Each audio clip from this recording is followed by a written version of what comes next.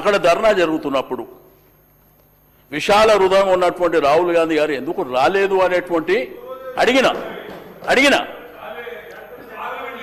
మనకు ఏఐసిసి అధ్యక్షులు మల్లికార్జున్ ఖర్గే గారు ఎందుకు రాలే?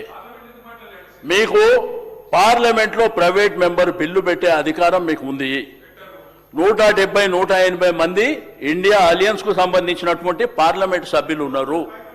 ఒక గంభీరమైనటువంటి కార్యక్రమాన్ని మీరు ఒక ప్రభుత్వంగా ఢిల్లీకి వచ్చి అక్కడ జంతర్ మంతర్ దగ్గర ధర్నా చేసినప్పుడు ఎందుకు భాగస్వామ్యం కాలేదనే ఆవేదన చెప్తున్నాం. తప్పేముంది? మా సీనియర్ అన్న చెప్పిండు, శ్రీహరన్న బలవంతుడు, మా సీనన్న, మా ప్రభాకర్ అన్న. నేను వాళ్ళను ఉద్దేశించి చెప్పలే సార్. మా వాళ్ళు ఇంకా గ్రామాలల్లా కింది స్థాయిలో వీళ్ళ జోలికి పోతే ఏమవుతుందో అనేటువంటి ఒక భయానకం, రాజకీయాల్లో పైకి రాలేక. బట్ సందర్భం వస్తుంది, మాతోని రిజర్వేషన్లు అడిగే సందర్భం కూడా వస్తుంది. అది చరిత్ర చెప్తుంది. అది ఇవాళ రేపా భవిష్యత్ అనేది నిర్ణయించుకుందాం.